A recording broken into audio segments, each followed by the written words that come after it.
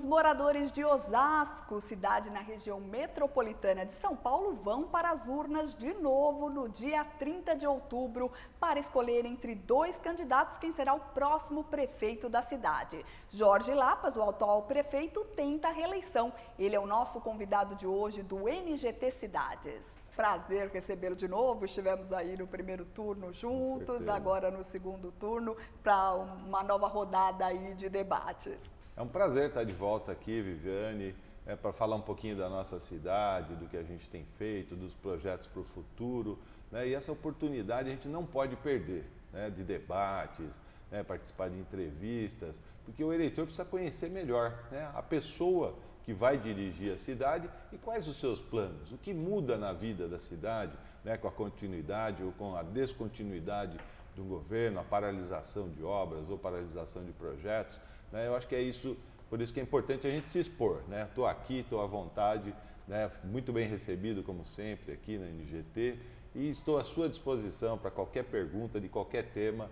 Prefeito, para começar, acho importante a gente começar falando, nesse momento de crise econômica que o país vive, A gente teve a decisão aí do Copom, a decisão do Banco Central de reduzir os juros depois de 4 anos.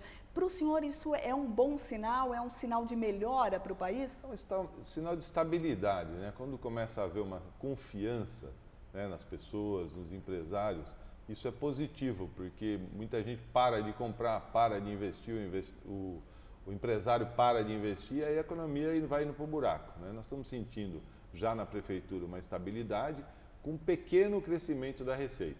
Nós sofremos muito, acho que esse meu governo não foi o que sofreu mais com a crise política e econômica, a queda de arrecadação muito acentuada, principalmente no ICMS, mais de 100 milhões a menos por ano. Então, a gente percebe que há uma estabilidade, um pequeno crescimento agora, não no ICMS, mas no ISS, no IPTU. Então, o que tem dado para a gente cumprir os compromissos. Precisa ter pulso firme, saber fazer gestão. Acho que a hora que prova o gestor é essa, na hora da dificuldade que você vai provar se você tem capacidade de gerir uma cidade do tamanho de Osasco. Que a gente tem honrado os compromissos, não atrasamos o salário de funcionários, já pagamos a primeira parcela do 13º, então a gente tem conseguido manter a cidade de pé e com muitas coisas boas que a gente vai falar aqui, muitas obras importantes, muitos projetos importantes, é isso que dá tranquilidade e por isso que a cidade me respeita. E o senhor falou aí que a cidade de Osasco, o senhor passou aí por dificuldades, Hoje, como está o cofre da prefeitura, Caso o senhor não se reeleja, como o senhor vai entregar os cofres da prefeitura aí para o sucessor? Não é uma situação fácil, Nenhuma prefeitura está fácil. Hoje, como diz as pessoas mais simples você vende almoço para comprar janta. Porque você vai administrando o recurso que está entrando, não tem folga de recurso. Nós já tivemos períodos no passado que você projetava uma arrecadação e superava. Hoje você projeta uma arrecadação e ela é sempre menor do que o que você projetou. E você tem despesas fixas, por exemplo, funcionalismo. Ele todo mês tem que receber o salário dele. O que nós fizemos? Nós cortamos onde foi possível. Tem que funcionários são contratados de forma emergencial. Então, esses nós reduzimos em 3 mil funcionários. Então, a prefeitura tinha 21.400 funcionários quando eu assumi, hoje tem 18.500. Então, são 3 mil a menos. Mas é melhor você ser honesto com as pessoas, falar, é melhor enxugar a máquina e poder continuar produzindo do que depois não honrar salários. Então, a gente vem cumprindo com as nossas obrigações, mesmo com essas dificuldades que a gente enfrentou. E foi um período que não foi só dificuldade financeira. Você sabe que em junho de 2013, o ano que eu assumi, já tiveram manifestações de rua. O clima político esse meu mandato sempre foi difícil. Muitas manifestações, a eleição presidencial, o impeachment da presidenta, quer dizer, tudo isso influencia o município também. Então, foi um período difícil, mas a gente com pulso firme ali, a gente manteve a cidade em ordem. E a gente falou da crise econômica e da decisão do Banco Central e na crise política, a gente teve a repercussão aí da prisão de um dos políticos aí mais poderosos do país, ex-presidente da Câmara dos Deputados, o Eduardo Cunha, né? O que o senhor, como o senhor viu a prisão? Não, Arbitrária ou era esperada? Como o eu senhor... acho que já era esperado por tudo que foi apresentado de provas, né, contra ele, de recurso no exterior, do cartão de crédito, que fica todo mundo indignado, né, com aqueles gastos absurdos, né, incompatíveis com a renda de um deputado. E eu acho que o país precisa ser passado a limpo mesmo, né? Quem comete crime, e no passado já foi assim, não é uma coisa recente, é que ficava meio por baixo, né? Jogava sujeira para o lado do tapete, né? Ia escondendo esse tipo de problema. Então, de certa forma, é positivo, né?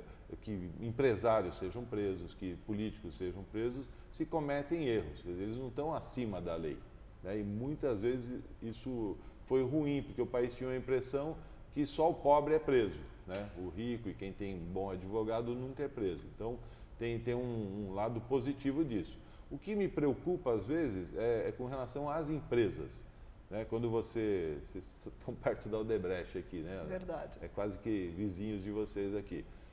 Se o executivo cometer um crime, a empresa não pode pagar. Isso me preocupa pela questão do emprego, né? Não pode parar. Grandes empresas como essa, pune quem tem que punir, mas continua trabalhando, né? O país não pode parar, né? Os empregos estão caindo muito, a gente sente na nossa região, nós estamos fazendo um sacrifício danado para levar novas empresas para a cidade, para que, né, não tem coisa pior que desemprego. Então, eu acho que tem que punir quem fez a coisa errada, mas segue o país, né? Segue as empresas trabalhando.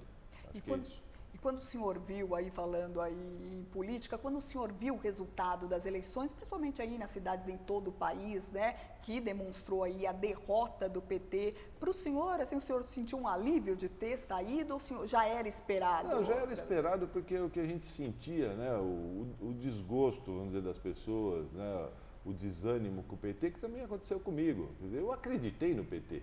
Eu não me filiei ao PT, obrigado. Eu fui convidado a participar de um projeto, eu não era afiliado, fui secretário de obras de um governo petista e eu acreditei naquilo. E era um governo que se dizia do lado das pessoas mais simples, da inclusão social. Quer dizer, isso qualquer pessoa de bem, fala, puxa, é isso que eu quero. Eu quero ajudar quem mais precisa, não precisa ajudar a classe média, né? Ela se vira, ela tem condições de pagar uma escola, pagar um plano de saúde. Então, o olhar para os mais pobres era sempre uma preocupação minha também. Então, eu me senti contemplado naquele momento. Mas no momento seguinte começou a decepcionar, né? Tanto quem estava fora como quem estava dentro. Quem estava dentro mais ainda, né? Eu me decepcionei muito com as práticas, né? O poder pelo poder, quer dizer, se manter no poder fazendo qualquer negócio, né? Isso não está. Eu estou na política, sou um profissional bem-sucedido, tive construtora na minha cidade, construí hospitais, construí prédios na cidade, quer dizer, eu estou lá por amor à minha cidade, né? Não que eu precise, né, de dinheiro, nem precise, né, de status, nada, sou respeitado, a minha esposa é dentista da cidade, das mais respeitadas na cidade, quer dizer, nós temos um nome a zelar. E isso foi comprometido pelo PT, né, pelas práticas, pelos erros que ele cometeu, então a gente não se sentia mais à vontade ali, né? Pelo contrário, a gente sentia um intruso dentro do PT. Então a gente acabou optando por sair, né, e eu me sinto mais leve, né? Não torço para que ninguém que esteja no PT seja condenado injustamente. Se cometeu erro, que pague pelo erro que cometeu, né? Agora, eu sou ficha limpa, eu não participava de nada disso, nunca tive nenhum problema, né? Fui funcionário público, inclusive da Prefeitura de São Paulo, sou funcionário de carreira aqui, entrei em 91, nunca tive um processo, né, como engenheiro, como gestor, né? Cheguei a ser subprefeito aqui da capital, quer dizer, nunca tive um processo, então eu não posso ser confundido, né, por questões partidárias com quem comete problemas, né? Então, isso que precisa ficar claro, né? Passei pelo PT, tive uma experiência por um período razoável e por um período muito ruim, né, onde só se pensava no poder pelo poder. Isso, né, não está de acordo com meus princípios, né? Eu tenho valores éticos e morais e cristãos muito fortes, né? Então não combinava muito comigo. O senhor sente isso nas ruas, né, na campanha? Primeiro queria que você falasse um pouquinho também da campanha no primeiro turno, né, porque realmente foi uma campanha aí desafiadora, né, pouquíssimo tempo, curtíssima, poucos recursos, né? E o senhor sentiu isso, que o eleitor ainda tem essa dúvida de ligar o seu nome ao Partido dos Trabalhadores? Nem sabiam, né, que eu tinha saído do partido. Você precisa explicar e explicar os motivos também. Parece um oportunismo, saiu por oportunismo. Não, nós fizemos uma ampla discussão com setores da sociedade, empresários, setores religiosos, né, população em geral, para tomar essa decisão. E as pessoas queriam que eu tomasse a decisão.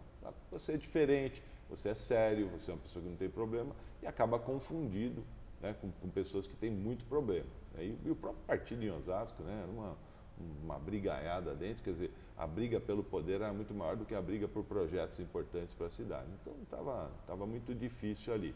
Agora, para a cidade entender tudo isso não é fácil, né? A gente tem dificuldade de comunicação, né? Então foi um período de acomodação. Mas acho que agora muitas pessoas já entenderam, né? Acho que as coisas estão avançando melhor, conheceram o meu jeito de governar, né? Muito focado em resultados. Eu tenho planejamento como meta, como objetivo principal, então bons técnicos, todos os gestores nossos têm formação superior, alguns são mestres, alguns são doutores, né? E a gente estabeleceu um sistema de acordo de resultados, que cada secretário ele precisa assumir, né, dentro do programa de governo que a gente expôs para a cidade, ele assume um compromisso de assumir metas e indicadores. É por isso que a gente avançou muito com o controle do secretário, quer dizer, o secretário não pode fazer o que ele quer. Tem uma secretaria de planejamento que fala assim, ó, isso é o mínimo que você tem que fazer, e o recurso é esse, e você tem que atingir esse objetivo. Funciona como uma empresa também. E, prefeito, o senhor até usou um pouco na sua campanha, né, para alertar o eleitor aí, você não viu, mas o Lapas fez e tal. Eu lembrei de uma declaração da ex-prefeita de São Paulo, a Luísa Erundina, que disse que uma das maiores falhas dela é não ter divulgado tanto aí as obras, não ter investido aí, não só investido, de ter uma relação aí de divulgar o que foi feito. O senhor achou isso também na sua... É um erro que eu assumo para mim. Né? Eu custo a querer gastar com divulgação. Né? Eu acho que se eu puder construir uma escola em vez de gastar com divulgação, eu prefiro construir a escola. É um erro, porque você precisa divulgar, né? Eu acho que precisa divulgar mais as ações. Por um acaso, eu entrei na Prefeitura de São Paulo num concurso na época da Erundina e realmente fez muita coisa, principalmente para a periferia. Eu trabalhava na Regional do Butantã, entrei como engenheiro da Regional do Butantã. Nunca as regionais tiveram tanto recurso para fazer obras na periferia, né? Foi um bom governo dela, né? Queria, né, até mandar um abraço para ela, que é uma pessoa que eu respeito. Eu acho que todos respeitam muito pela posição, pela coerência dela. Então, eu acho que o administrador, né, ele precisa, né, no nosso caso, mostrar resultado. Né? Eu acho que hoje a população ela está meio triste com a política porque acontece o que está acontecendo em Osasco. Né? Briga, né? Um dia antes da eleição, um acaba com o outro, faz filme detonando o outro, dia está abraçado. Né? E o meu jeito é diferente, eu sou engenheiro, né, que estou lá, conheço a cidade, conheço de administração pública e estou lá para dedicar esse conhecimento como se fosse um professor que tem a obrigação de transmitir, né, para os seus alunos o seu conhecimento. Eu acumulei um conhecimento por ser um gestor público e privado também, e estou colocando à disposição da cidade isso, né, de forma organizada, num período que foi difícil, mas acabou sendo produtivo para a cidade. Né? Nós conseguimos apresentar resultados mesmo, né, com toda essa dificuldade. E a gente estava falando aí do governo da Luísa Erundina, o senhor falando aí, lembrando da sua participação, né? Na verdade, a Erundina aí foi depois uma das grandes... rompeu com o PT também, né?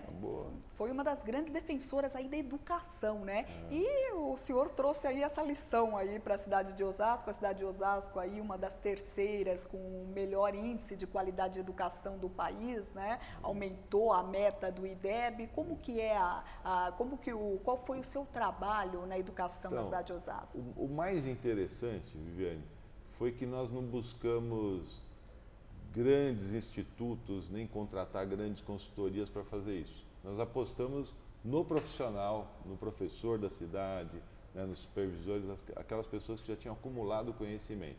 Apostamos nisso, vamos dizer, no arroz com feijão, né, sem inventar muito, né, conseguimos ir fazendo a formação continuada dos professores e eles se envolvendo nisso cada vez mais e trazendo a população, né? Nós temos o Conselho de Gestão Compartilhada em cada escola, que a gente envolve a comunidade, porque se o pai não estiver envolvido na formação do próprio filho, ele não cobra o filho, ele não sabe o que está acontecendo com o filho, né? Isso deu muito resultado, né? Nós crescemos, né, de 5,2 para 5,9 num período muito curto, né, e sem inventar muita coisa. Então, utilizando a prata da casa, vamos dizer assim. E é um índice maior do que da própria capital, né? A capital foi 5,8, o nosso é 5,9. Quer dizer, é uma grande conquista. Porque quando eu estava comentando com você, uma das grandes demandas dos municípios é vaga em creche, que é a mais cara, né? A criança fica o dia todo, o número menor de crianças por sala, você precisa de 2 professores. Então, ninguém investia muito em creche, por isso foi acumulando essa demanda tão grande. Claro. E nós falamos, ó, é prioridade para nós resolvermos esse problema. Então, Osasco tem 54 anos de existência, era um bairro da capital, tem 54 anos. Eu assumi, Osasco tinha 51 anos de existência, tinha 10 mil vagas de creche. Em 50 anos, criaram 10 mil vagas. Eu, em 3 anos e meio, criei 5 mil vagas. Metade de tudo que foi feito em 50 anos. Quer dizer, avançamos. Há de se reconhecer que houve um avanço na quantidade das vagas abertas e na qualidade do ensino. E aí é o IDEB, que é o Ministério que calcula isso, não somos nós que estamos falando. Merenda escolar de qualidade, material escolar, uniforme escolar de qualidade. Quer dizer, nós investimos muito em educação. É uma área, né, que a gente tem ganho prêmios, inclusive o selo de cidade livre do analfabetismo. Nós fizemos o que a gente chama de busca ativa. Não é esperar que o analfabeto vá lá e procure a prefeitura. Nós fomos atrás deles, né, para poder alfabetizá-los. Então, são conquistas para a cidade, né, para um futuro da cidade, para melhorar a qualidade de vida desse, né, que não sabia nem ler e escrever e hoje, né, quer fazer faculdade. Quer dizer, as pessoas vão, né, tendo novas expectativas de vida. Então, acho que na área da educação, né, o grande legado também, né, que a gente tem para deixar desse primeiro governo. Estava comentando, né, que o senhor estava falando sobre obras aí, córrego, canalização de córrego, né? São obras realmente, né, obras caras, obras que não aparecem, obras difíceis aí de convencer aí o administrador de investir, e o senhor fez diferente, né? Então, nós, talvez por ser engenheiro e a vida toda, né, que eu tive participando de administrações, a gente sempre acha que canalizar um córrego, você não só melhora a saúde das pessoas, porque Osasco, ainda a Sabesp tem uma dívida grande, porque muitas das casas não são servidas por rede de esgoto, então o esgoto é lançado no córrego, né? O córrego, na verdade, é um esgotão a céu aberto. Então, canalizar córregos, abrir avenidas, e os córregos que a gente tem canalizado, você faz pista, né, de caminhada em cima, ciclovia. Traz qualidade de vida. Traz qualidade de vida, quer dizer, agora é um investimento caro, né? Quando você canaliza um córrego igual da Visconde Nova Granada, que nós acabamos de entregar agora, é uma obra de 50 milhões. Quer dizer, daria para fazer, mas eu sempre fiz essa escola, né? Daria para fazer mais 12, 13 escolas na cidade. Quer dizer, então você colocou ali, talvez daqui a pouco ninguém lembre mais quem fez. Mas quem tem responsabilidade, a gente que é engenheiro e sabe da importância desse tipo de obra, nós fizemos 8 córregos na cidade, 8, né? E grandes córregos. Um dos maiores que nós estamos fazendo agora, e vocês que são da mídia conhecem, é o braço morto do Rio Tietê, que fica no Roxidale, onde sempre tem enchente. Uma parte já tinha sido feita, melhorou, mas essa parte que nós estamos fazendo é a mais difícil agora. Porque a galeria que havia sido feita no governo anterior, ela tinha 5 metros de largura e não tinha um barraco do lado. Obra fácil de executar, ajudou, melhorou. Só que esse outro lado, são 1.500 famílias para ser removidas, porque elas estão em cima do córrego, né? Já removemos 200, e o córrego são 15 metros de largura a canalização. Você imagina o custo, né? 3, 4 vezes maior do que o que foi feito anteriormente. Então, uma obra cara que precisa ter muita vontade política para fazer. E essas famílias, qual é o destino das famílias? E essas primeiras 200 já estão morando em apartamento, quer dizer, nós construímos primeiros apartamentos para depois removê-las, e aonde elas moravam, quer dizer, já tirou da margem do córrego, já virou praça, está construindo uma unidade de saúde, né, uma UBS, está mudando totalmente a vida dessa região do Roxidale. Agora, não é uma obra que faz em 6 meses, é uma obra de 2, 3 anos. Mas precisa continuar, não pode parar. Nós iniciamos, fizemos já um bom trecho e precisa concluir, e aí Osasco ficar livre, né, dessa coisa da enchente. Choveu, deu enchente, já vai o helicóptero em cima do Roche d'Água, porque lá sempre vai ter problema. Prefeito, Então, essas obras têm apoio federal? tem apoio federal também, tem recurso municipal e recurso federal. O governo federal tinha, né, nesses 3 anos, praticamente fechado as torneiras para os municípios. Certo. Eu estive em Brasília há pouco tempo, conversando com o novo ministro das cidades, ele garantiu, falou, pode continuar a obra, que nós vamos fazer pagamento a cada 15 dias agora. E nós estamos tocando a obra e eles estão cumprindo com o compromisso. E o senhor citou também o problema aí da questão da saúde, né? O senhor promete aí, está prometendo na campanha aí nesse segundo turno 3 novos centros de especialidades médicas, né? É isso que Osasco precisa hoje? A grande dificuldade da saúde, nós tínhamos muita dificuldade com infraestrutura. Quer dizer, é difícil você fazer um bom procedimento de saúde numa unidade que está caindo aos pedaços, né? Então você fica ali, não adianta ficar pintando, né? Então, nós construímos muitas unidades, né? 5 UBSs novas, 2 UPAs e um pronto-socorro. Gastamos recursos com isso, equipamos. O que falta agora é médico, como falta em todo lugar, né? Então, nós estamos buscando formas de contratar. O próprio Hospital Central nosso, nós fizemos a gestão com a Fundação ABC, que ela tem mais facilidade, ela tem uma faculdade de medicina e já me ajudou a resolver boa parte desse problema, né, da contratação de médicos. Passei a UPA do centro para a Fundação ABC também, pela dificuldade também de contratar médicos. E agora nós estamos vendo a possibilidade de contratar através de cooperativas, né? Porque tem especialidades médicas, não é só o prefeito querer, não é só uma canetada que resolve. Nós abrimos processos seletivos e concursos para pediatras, para ginecologistas, mas não aparece. O mercado tem falta disso, né? Então, nós vamos fazer contratações através de clínicas, de cooperativas, para resolver esse problema. Então, a grande reclamação é falta de médico, como você deve ouvir aqui de outros municípios também. Então, é algo que precisa avançar e nós precisamos resolver, né? Principalmente na área de especialidades. E conquistamos, né? Tem uma grande conquista para a cidade, que corremos muito atrás, que é trazer uma faculdade de medicina para Osasco, né? O processo tinha demorado, ele passou pelo TCU, mas já foi liberado agora, parece que assina esse mês, já com a instituição que foi vencedora, né, dessa licitação, e se Deus quiser, ano que vem nós temos uma faculdade de medicina em Osasco, né, que também é uma grande conquista para a cidade, claro. Porque você fala, mas vai demorar 6, 7 anos para formar um médico, mas os professores, né, que vão dar aula vão acabar, né, residindo na cidade, ele vai trabalhar na faculdade, ele vai querer também trabalhar vai ter um apoio, quer dizer, você para chamar esse médico para trabalhar dentro do município. Com certeza. Então, a gente acredita muito nisso. Então, nós buscamos todas as alternativas para melhorar a saúde. Mas temos uma dívida ainda com a saúde. Troquei o secretário, né, recentemente, o Dr. Gaspar tem um pique, ele gosta de estar a campo e eu acho que tem coisa que às vezes você tem um bom secretário, como nós tivemos o Dr. Zé Amando, que é pessoa muito inteligente, mas é um pouco mais de gabinete. Eu acredito muito nessa coisa de ir lá no local, resolver na hora, né? E é o perfil do Dr. Gaspar, questão dos medicamentos.